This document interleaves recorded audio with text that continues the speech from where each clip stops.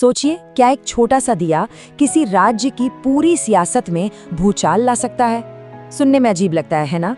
पर तमिलनाडु में कुछ ऐसा ही हो रहा है। आज हम इसी तिरुपरनकुंद्रम विवाद की परतें खोलेंगे, जहां कानून, राजनीति और धर्म सब एक दूसरे से उलझे हुए हैं। तो सवाल ये है कि आखिर बात यहाँ तक पहुँची कैसे?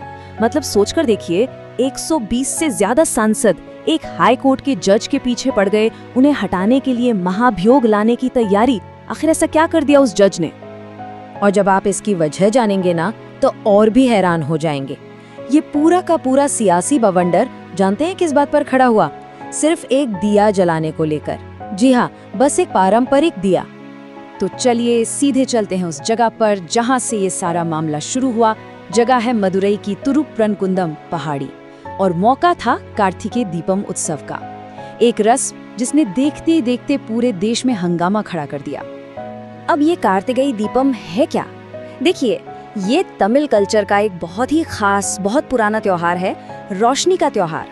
इसमें होता ये है कि पहाड़ी की चोटी पर एक बहुत बड़ा दिया जलाया जाता है, जिसकी रोशनी दूर दूर तक फैलती है। ये आस्था का, उत्सव का एक बड़ा प्रतीक है। लेकिन इस कहानी में एक ट्विस्ट है। ये विवाद सिर्फ दिया जलाने का नहीं है। इसे समझने के लिए हमें उस पहाड़ी को समझना होगा, क्योंकि ये कोई मामूली पहाड़ी नहीं है।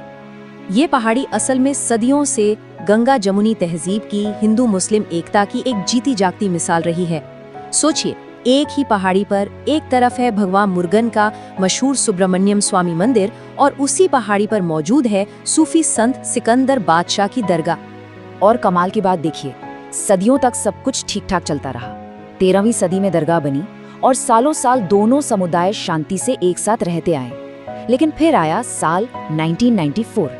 पहली बार ये दिया जलाने की मांग उठी और सरकार ने कहा नहीं, इससे माहौल बिगड़ सकता है।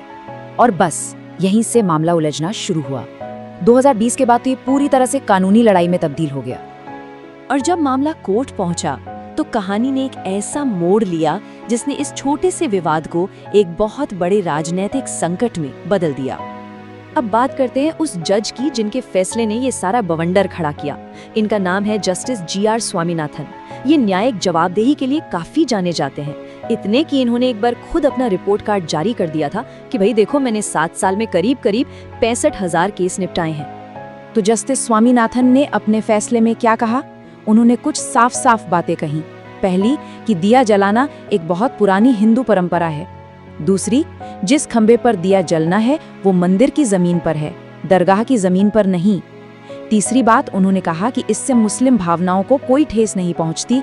और आखिर में उन्होंने सरकार को आदेश दिया कि इस कार्यक्रम के लिए सुरक्षा दी जाए। बस कोर्ट का ये आदेश आना था कि मानो राजनीति में भूचाल आ गया। ये जो कानूनी मामला था ना, ये अब एक सियासी तूफान बन चुका था, और इसकी गूंज तमिलनाडु की गलियों से निकलकर सीधे दिल्ली में संसद तक जा पहुंची। हुआ ये कि तमिलनाडु में जो DMK की सरकार है, उसने साफ साफ कह दिया, हम ये आदेश नहीं मानेंगे। और यहीं से शुरू हुआ कोर्ट और सरकार के बीच एक सीधा टक्कर। तो अब मैदान सज चुका था। 2 टीमें आमने सामने। एक तरफ थी DMK और उसके साथी दल। उनका कहना था कि ये जज का फैसला एक तरफा है, इसमें मुस्लिम भावनाओं का ध्यान नहीं रखा गया, और ये सब BJP की पोलराइजेशन की राजनीति है। दूसरी तरफ थी BJP। उनका कहना था कि DMK सिर्फ वोट बैंक के लिए हिंदुओं के अधिकार छीन रही है और कोर्ट की आज़ादी पर हमला कर रही है। मामला इतना बढ़ गया कि देश के गृह मंत्री अमित शाह ने संसद में कहा, अपने वोट बैंक के लिए वे एक हाई कोर्ट के जज के खिलाफ महाभियोग प्रस्ताव ला रहे हैं। इस देश की जनता उन्हें माफ नहीं करेगी। उन्होंने इसे साफ तौर पर वोट बैंक की राजनीति बताया। अब जरा कानूनी जानकारों की भी सुन लेते हैं। दिल्ली हाई कोर्ट के एक रिटायर्ड जज हैं SN ढींगरा। उन्होंने बड़ी सीधी सी बात कही। बोले कि अगर आपको कोर्ट का कोई फैसला पसंद नहीं आता तो आप ऊपर की अदालत में अपील करते हैं, आप सीधे महाभियोग थोड़ी ले आते हैं। महाभियोग तो बहुत गंभीर मामलों में होता है, जैसे भ्रष्टाचार या कुछ और फिर इस कहानी में एक और दिलचस्प मोड़ आता है। तमिलनाडु BJP के अध्यक्ष के अन्नामलाई एक पुराना किस्सा लेकर सामने आए। उन्होंने 2005 के एक समझौते का जिक्र किया और कहा कि उस वक्त तो मुस्लिम समुदाय खुद दिया जलाने के लिए मान गया था, बस कुछ शर्तें थी।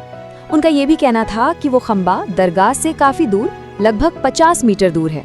हाँ, ये बात और है कि उस समझौते पर आज दोनों पक्षों की राय एक नहीं है। तो घूम फिर कर हम फिर उसी सवाल पर आ जाते हैं कि ये लड़ाई असल में है किस चीज की? क्या ये कानून की लड़ाई है, या फिर सदियों पुरानी आस्था की, या फिर ये सब कुछ बस सियासत है? देखिए, अभी की स्थिति ये है कि मामला कोर्ट में अटका हुआ है और राजनीतिक खींचतान तो चल ही रही है। तो कार्तिकेय दीपम की वो पवित्र लौ इस बार जलेगी या नहीं, इसका जवाब फिलहाल किसी के पास नहीं है। ये पूरा वाकया हमें एक बड़े सवाल के साथ छोड़ जाता है कि जब एक साझा पहाड़ी पर जलने वाली एक पवित्र लौ एक संवैधानिक संकट खड़ा कर दे, तो असल में दांव पर क्या लगा होता है? कानून, आस्था, या फिर सिर्फ राजनीति?